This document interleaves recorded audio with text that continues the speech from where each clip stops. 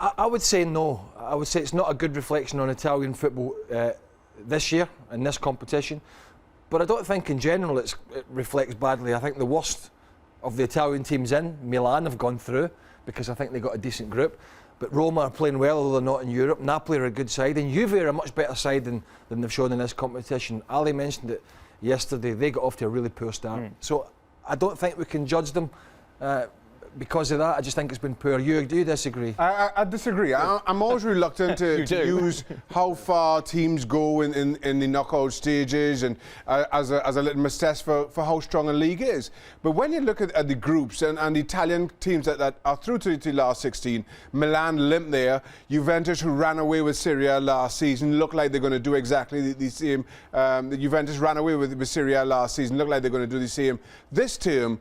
And the group that they were in, they should have dominated, and they're out. And you can't offer too much of an excuse. I know, yes, Ali, you're talking about the start that they got off to, but a draw against Galatasaray would have seen them through.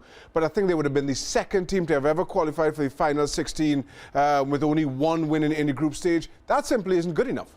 It isn't, and I agree with you there, Shaka. But what I'll say is that it's hard to make a sweeping statement and say now all of a sudden Serie A is not as competitive as perhaps the Premier League or the Bundesliga.